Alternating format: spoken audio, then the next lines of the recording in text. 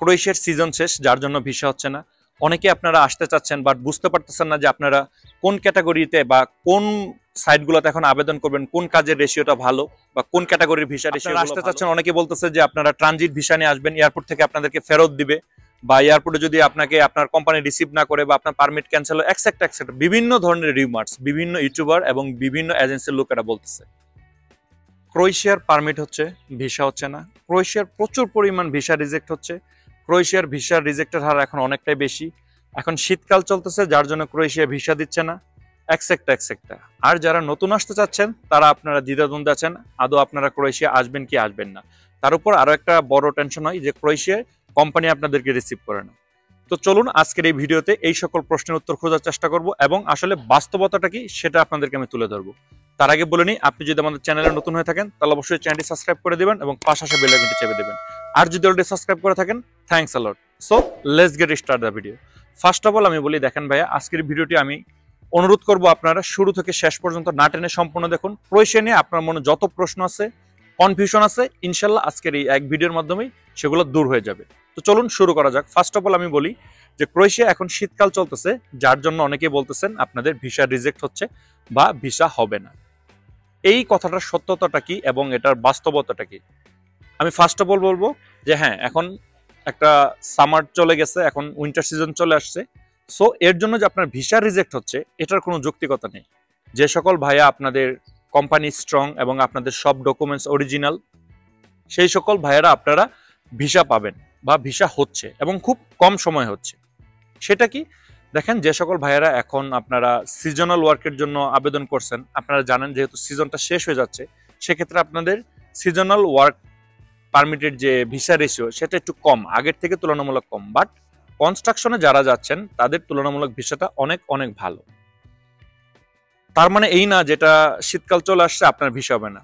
So এখন যারা নতুন করে আপনারা আবেদন করতে চাচ্ছেন বা অলরেডি আপনারা 3-4 মাস হয় আপনারা আবেদন করে ফেলছেন, আপনারা পারমিট পাননি, আমি সেই সকল ভাইদের উদ্দেশ্যে বলবো যে আপনারা এখন এই ফাইলটাকে তুলে নেন। আর যারা নতুন করে যেতে চাচ্ছেন তারা আপনারা এই কনস্ট্রাকশন টাইপের যে ক্যাটাগরি যে কাজগুলো, এই সকল কাজের উপর আপনারা যাওয়ার চেষ্টা করেন বা এই সকল কাজের উপর একটা পারমিট ম্যানেজ করে তারপরে ক্রোয়েশিয়া যাওয়ার চেষ্টা করেন, এটা আপনাদের জন্য ভালো হবে। তো চলুন এবার ভিসা রেশিওর ব্যাপারে কিছু কথা বলা যাক। অনেকেই অনেকভাবে মন্তব্য করতেছেন যে এখন ক্রোয়েশিয়ার ভিসা রেশিওটা ভালো না। দেখেন ভাইয়া, বিগত দিনে, আমি শুধু ইন্ডিয়ার হিসাবটা আপনাদেরকে বলতেছি, বিগত দিনে ইন্ডিয়ান ভিএফএস গ্লোবাল থেকে, আই মিন ইন্ডিয়া থেকে যে সকল ভাইয়েরা আপনারা ক্রোয়েশিয়া যেতে চাচ্ছিলেন, সেটা সব নেশনের সব যে জাতি হোক, Indian, Pakistani, Bangladeshi, what ever, এখানে আগে প্রতি মাসে তারা আপনার 20,000 পাসপোর্ট ডেলিভারি দিত। যারা ভিসা পাওয়ার যোগ্য তাদেরকে ভিসা দিত, যারা ভিসা পাওয়ার যোগ্য না তাদেরকে ভিসা দিত না। বাট তারা 20,000 পাসপোর্ট ডেলিভারি দিত প্রতি মাসে। এখন তারা সেটাকে বাড়িয়ে 32,000 করেছে। তাহলে আপনি বুঝেন যে এখানে ভিসা রেশিওটা কি বেশি না কম। এখানে যেহেতু তাদের পাসপোর্টের সংখ্যাটা বেড়ে গেছে, তারা বেশি পাসপোর্ট ডেলিভারি দিচ্ছে, সো এখানে ভিসা রেশিওটা আগের থেকে একটু কম, এটা স্বাভাবিক। বাট আমি বারবার বলতেছি, যে সকল ভাইদের আপনাদের পারমিট এবং কোম্পানি এভরিথিং সব ডকুমেন্টস সবকিছু ঠিক আছে, তারা আলহামদুলিল্লাহ আপনারা 100% ভিসা পাবেন। আপনারা এই সকল ভ্রান্ত ধারণা এবং এই সকল ভ্রান্ত খবরে কোনো কান দিবেন না। আরেকটা গুড নিউজ আমি আপনাদেরকে বলি, বর্তমানে আমাদের যে উপদেষ্টা, আমি ওনাকে একটা ধন্যবাদ জানাই, স্যারের প্রতি শ্রদ্ধাশীল আমি, বিকজ আপনারা এখন স্ক্রিনে দেখতে পাচ্ছেন তারা একটা ঘোষণা দিয়েছে যে যে সকল ভাইয়েরা আপনারা প্রবাসে যাচ্ছেন তাদের জন্য তারা সেই যাত্রাটাকে সহজ করার জন্য যে প্রক্রিয়াগুলা, সেই প্রক্রিয়াগুলো তারা সহজ করে দিবে। সেটা হোয়াট এভার যে ক্ষেত্রে হোক। আগে দেখতেন যে এখানে ফরেন মিনিস্ট্রি, আমাদের বাংলাদেশের ফরেন মিনিস্ট্রি থেকেও আপনাদেরকে অ্যাপ্রুভাল নিতে হলো এবং হতো, সেই ক্ষেত্রে উনি এটাকে না করে দিয়েছেন এবং উন্মুক্ত করে দিয়েছেন, আপনাদের এটা নিতে হবে না। আমি ওনার প্রতি শ্রদ্ধাশীল, তার কারণ এই ক্ষেত্রে আপনারা বেসিক্যালি মোটামুটি 15 থেকে 20 দিন সময় আরো কম লাগবে, সেটা যে কোনো দেশের ক্ষেত্রে হোক। আর যে সকল এজেন্ট এবং সাব এজেন্ট, আমি তাদেরকে দালাল বলবো না, যে সকল সাব এজেন্ট যারা কাজ করতো, যার জন্য বৈধভাবে কোনো দেশে যেতে যদি 20,000 টাকা লাগতো, সেইখানে দেখা যাচ্ছে সাব এজেন্টের জন্য আরো 50,000 টাকা বেশি লাগতেছে। আমি একটা এক্সাম্পল স্বরূপ বললাম, সেই জিনিসটাকেও তারা রিডিউস করবে, তারা কমানোর চেষ্টা করতেছে। যে সকল সাব এজেন্ট আছে তাদেরকে তারা লাইসেন্স ভুক্ত করবে, সেক্ষেত্রে খরচের পরিমাণটা কমে যাবে। এটা আমাদের জন্য আলহামদুলিল্লাহ অনেক ভালো। চলুন এবার যে বিষয়ে কথা বলতেছিলাম সে বিষয়ে আসি। উইন্টার সিজন শুরু, সামার শেষ, তার মানে ভিসা রেশিও কমে গেছে। না ভাইয়া, এই কথার কোনো ভিত্তি নেই।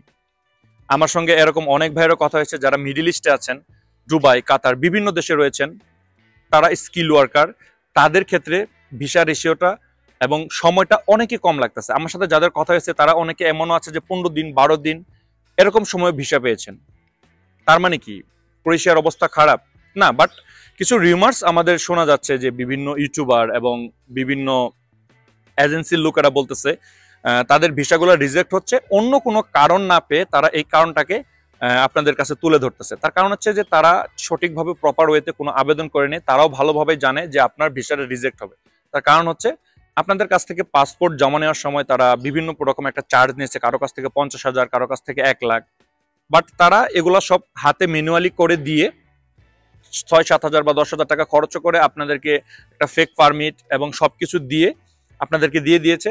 দেখেন ক্রোয়েশিয়ার ক্ষেত্রে আপনি যদি ফেক পারমিটও জমা দেন সেটাও আপনার জমা হবে এবং অনলাইন শো করবে, বাট সেটা রিফিউজ হয়ে আসবে যখন এম্বাসি থেকে আপনার ডিসিশনটা আসবে। তার কারণ হচ্ছে ভিএফএস গ্লোবালে আপনারা জমা দেন, ভিএফএস গ্লোবালের এখতিয়ার নেই আপনার কোনো পেপারসকে রিজেক্ট করে দেওয়া বা আপনাকে তাদের ভিসা দেওয়া, এটা তাদের কোনো এখতিয়ার নেই। তারা আপনার সব ডকুমেন্টসগুলো নিয়ে ওই ক্রোয়েশিয়ান এম্বাসিতে জমা করে, সেই ক্ষেত্রে এম্বাসি থেকে আপনার ভিসার রেজাল্ট আসে। এই জিনিসটা অনেকেই বোঝেন না। আপনি ফাইল জমা দিচ্ছেন ভিএফএস গ্লোবালে, হয়তো আপনি ভাবতেছেন ভিএফএস গ্লোবাল থেকে আপনার ভিসা হবে বা ভিসা রিজেক্ট হবে। না ভাইয়া, এটা টোটাল ডিপেন্ড করে হচ্ছে আপনার ক্রোয়েশিয়ান এম্বাসির উপর। সো সেই ক্ষেত্রে ভিএফএস গ্লোবালে আপনারা জমা দিলে ফেক পারমিট সবকিছু নেয়, সেক্ষেত্রে দেখা যাচ্ছে যে কিছুদিন পর আপনাকে এটা ইস্যু করে বলে দিচ্ছে যে আপনার এই এখন সিজন শেষ হয়ে যাচ্ছে, যার জন্য আপনার ভিসাটা হচ্ছে না বা আপনার ভিসাটা রিজেক্ট হয়েছে, আর আপনার ভিসা প্রসেসিং বাবদ যে টাকাগুলো সে টাকাগুলো তারা নিয়ে নিচ্ছে।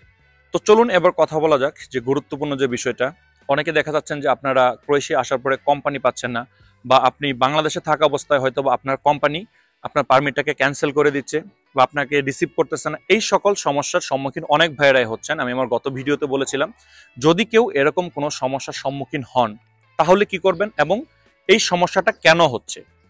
ফার্স্ট অফ অল আমি বলবো যে ক্রোয়েশিয়ায় যে সকল ভাইয়েরা আপনারা আসতেছেন, দেখা যাচ্ছে যে এ কথাটা আপনাদের কেউ বলে না, বাট এটা আপনার জানা থাকা উচিত। সেটা হচ্ছে যে একটা ক্রোয়েশিয়ান পারমিটের জন্য একটা নির্দিষ্ট মেয়াদ থাকে।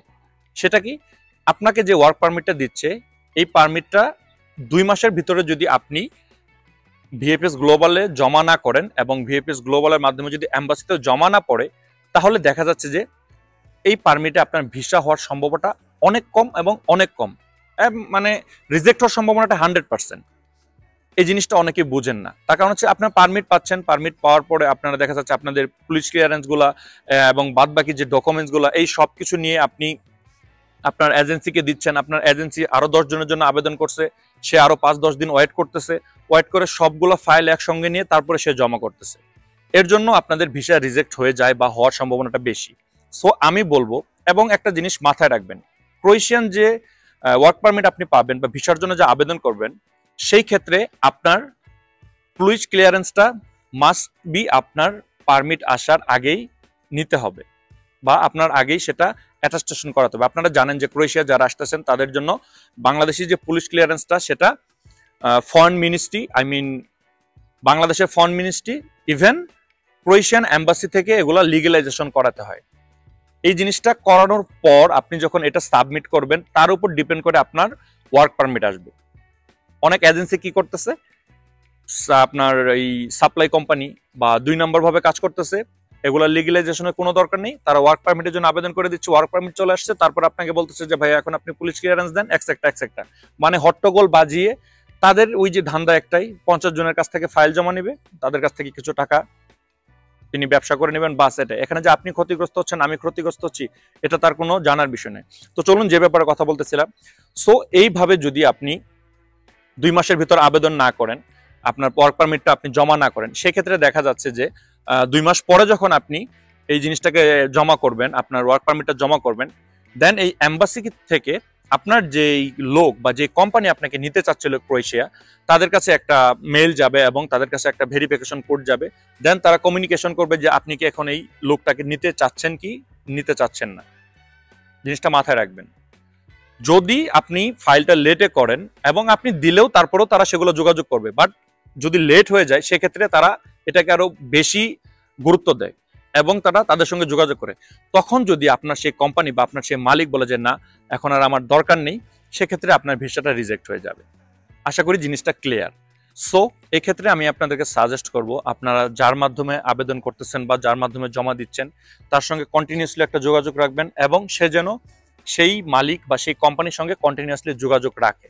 তাহলে দেখা যাচ্ছে যে আপনার একটা স্বস্তির নিঃশ্বাস পাবেন, আর এই যে সমস্যাটা এখান থেকে বাঁচতে পারবেন। তো চলুন এবার কথা বলা যাক যে এয়ারপোর্ট থেকে যদি আপনাকে রিসিভ না করে এবং যদি আপনার পারমিট ক্যান্সেল করে দেয়, সেক্ষেত্রে আপনি কি করবেন।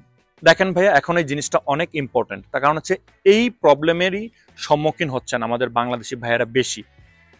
সেক্ষেত্রে আমি বলবো যে যদি আপনার কোম্পানি আপনাকে রিসিভ না করে, আপনার পারমিট যদি ক্যান্সেল না হয়, অনলাইনে থাকে, সো ডোন্ট ওয়ারি।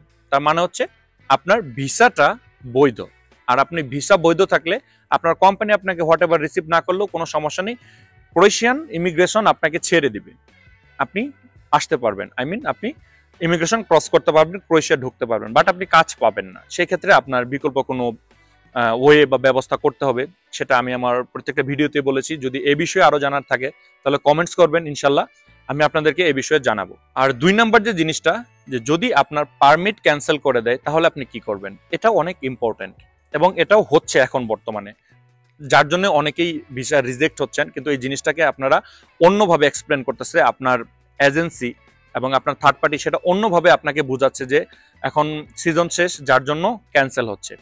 এটা অনেক ইম্পর্টেন্ট। সো এই ইম্পর্টেন্ট বিষয়ে আসার আগে ছোট্ট একটা অনুরোধ, ভিডিওটা যদি ভালো লেগে থাকে এবং ইনফরমেটিভ মনে হয় তাহলে অবশ্যই লাইক, কমেন্ট এবং শেয়ার করবেন। অ্যাটলিস্ট আমাকে সাপোর্ট করার জন্য হলো আমার চ্যানেলটাকে সাবস্ক্রাইব করে রাখবেন। শেয়ার করার কথাটা এই জন্য বলি যে এই সকল ইনফরমেশনগুলো অনেক ভাইয়েরা আপনারা জানেন না, যার জন্য এজেন্সি আপনাদেরকে বোকা বানিয়ে বিজনেস করে নিচ্ছে, দিন শেষে আপনি প্রতারিত হচ্ছেন। সো যদি আপনার পারমিটটাকে তারা ক্যান্সেল করে, সেক্ষেত্রে আপনি কি করবেন। ফার্স্ট অফ অল আমি বলবো, আপনি যার মাধ্যমে যোগাযোগ করতেছেন বা যার মাধ্যমে আবেদন করতেছেন তাকে বলে রাখবেন যে ভাই আপনি আমাকে স্ট্রেট ফরওয়ার্ড বলেন যে যদি আমার কোম্পানি বা আমার সেই মালিক যদি আমাকে না নিতে চায় তাহলে এটা আমাকে সেইভাবে বলেন। এই ক্ষেত্রে অনেক ইউটিউবার এবং অনেকে অনেক ধরনের কথা বলতেছেন যে আপনি ট্রানজিট নিয়ে, আপনি অন্য একটা দেশের ট্রানজিট নিয়ে তারপরে ক্রোয়েশিয়াতে ফ্লাইট করবেন, for example Italy, for example Portugal, France, Germany, what ever, আপনাদেরকে অনেকে অনেকভাবে বলতেছে। বাট এই জিনিসটা ভুলেও করার চেষ্টা করবেন না, তার কারণ হচ্ছে আপনি ক্রোয়েশিয়া যেতে চাচ্ছেন, আপনি ক্রোয়েশিয়া যাবেন, আপনি ট্রানজিট নেবেন, ট্রানজিট নিয়ে তারপর আপনি ওখানেই থেকে যাবেন, আপনি বৈধতা পাবেন না। ইটালি, হোয়াট এভার, আপনাকে এমন হতে পারে যে রোমে আপনাকে আটকে দিবে। তার কারণ এখন বর্তমানে ইউরোপের প্রত্যেকটা এয়ারপোর্ট এবং ইমিগ্রেশন খুব সোচ্চার অবৈধ অভিবাসন প্রত্যাশী ঠেকানোর জন্য।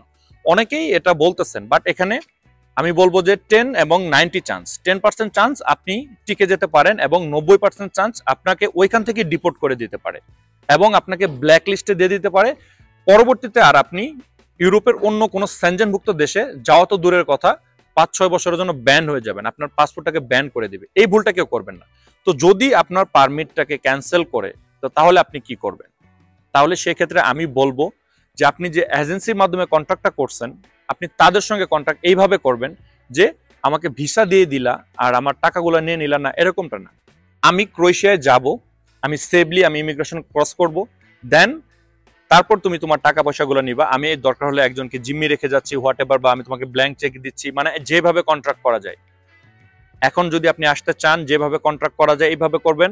শুধু এতটুকুই না যে আপনি ভিসা পেয়ে গেলেন আর আপনার রেসপন্সিবিলিটি শেষ, আপনার এজেন্সির রেসপন্সিবিলিটি শেষ, আপনি নির্দ্বিধায় চলে যাবেন না। ভাইয়া, আপনার ভিসা পাওয়ার পরে ক্রোয়েশিয়া আসা পর্যন্ত ভিসা পেতে যতটুকু না কষ্ট এবং সময়, আপনার যতটা দুশ্চিন্তা বা টেনশন, মানসিক যে একটা হেডেক আপনারা নিয়েছেন, তার থেকে বেশি হেডেক থাকবে আপনি ইমিগ্রেশন ক্রস করার ক্ষেত্রে। সো আমি আপনাদেরকে বলবো যে আপনারা এইভাবেই কন্ট্রাক্ট করেন। আপনি ভিসা পাইলেন এবং আপনার এজেন্সির কাজ শেষ না, হোয়াট এভার, আপনি এইভাবে কন্ট্রাক্ট করেন যে আমাকে ক্রোয়েশিয়া সেফলি ইমিগ্রেশন ক্রস করার পর তারপর আমার টাকা পয়সা আমি তোমাদেরকে দিব, এতটুকু পর্যন্ত আপনি তাদের সঙ্গে এইভাবে কন্ট্রাক্ট করেন। তো চলুন এবার কথা বলা যাক যে সকল ভাইয়ারা আপনারা নতুন আসতে চাচ্ছেন আপনারা কি করবেন। সো যারা নতুন আসতে চাচ্ছেন বা যাদের আপনাদের 3 মাস, 4 মাস, 6 মাস হয়ে গেছে, যারা এখন ওয়ার্ক পারমিট পান নাই, তারা কি করবেন। আমি তাদেরকে বলবো যে আপনারা পারলে বর্তমানে কনস্ট্রাকশন যে সাইটগুলো রয়েছে সেগুলোর উপরে পারমিট নেওয়ার চেষ্টা করবেন, এবং আলহামদুলিল্লাহ এই কনস্ট্রাকশন সাইটের ওয়ার্ক পারমিটের রেশিওটা অনেক ভালো আলহামদুলিল্লাহ, এবং খুব তাড়াতাড়ি পাবেন। আর যারা আপনারা 3-4 মাস বা 6 মাস ধরে ফাইল জমা দিয়ে রাখছেন, আপনারা কোনো পারমিট পান নেই বা কিছু করতে পারেননি এখনো, সো আমি তাদের বলবো আপনারা সে ফাইলটাকে তুলে নিয়ে আবার নতুন করে কনস্ট্রাকশনের জন্য আপনারা আবেদন করেন। তার কারণ হচ্ছে এখন কনস্ট্রাকশনের ওয়ার্ক পারমিট ভিসার রেশিওটা আলহামদুলিল্লাহ অনেক ভালো এবং অনেক ভিসা হচ্ছে। সেই ক্ষেত্রে আমি বলবো আপনারা এখানে আবেদন করেন। আর যে সকল ভ্রান্ত ধারণাগুলো আপনাদের মাঝে রয়েছে যে আপনাদের ভিসা হবে না, সিজন শেষ, এক্সেক্টা বিভিন্ন মানুষ বলতেছে আপনারা ট্রানজিট দিয়ে যেতে পারবেন, এয়ারপোর্ট প্রবলেম হলে এরকম করবেন, এক্সেক্টা। আমি সেই সকল ভাইদের উদ্দেশ্যে বলবো যে রিউমার্স থেকে দূরে থাকবেন। যে জিনিসটা সত্য এবং যেটা বাস্তবতা সেটা বোঝার চেষ্টা করবেন। আপনার এজেন্সি আপনাকে ভুয়া একটা পারমিট বা ভুয়া ডকুমেন্টস দিয়ে এম্বাসি ফেস করিয়ে ভিসা রিজেক্ট করে দিল এবং সেটার দায়ভার চাপিয়ে দিল যে এখন সিজন শেষ যার জন্য ভিসা হচ্ছে না। না, এগুলো মানা যাবে না, এগুলাতে কান দিবেন। আশা করি জিনিসটা ক্লিয়ার। আর ইনশাল্লাহ পরবর্তী ভিডিওতে ক্রোয়েশিয়া নিয়ে আমি আরো গুরুত্বপূর্ণ আলোচনা করব। যে সকল ভাইরা ক্রোয়েশিয়া আসতে চাচ্ছেন, আমি আশা করি আজকের এই ভিডিওটি এবং পরবর্তী ভিডিওগুলো তাদের জন্য অনেক ইনফরমেটিভ হবে এবং আপনাকে একটা ডিসিশন নিতে খুব সাহায্য করবে। সো ভিউয়ার্স, আজকের ভিডিও আর বড় করতেছি না, পরবর্তী ভিডিও দেখার অনুরোধ রইল। আল্লাহ তাআলা সবার মনের আশা পূর্ণ করুক। সবাই ভালো থাকবেন, সেফ থাকবেন, সত্যতা যাচাই করবেন, তারপরে কাজ করবেন। আসসালামু আলাইকুম।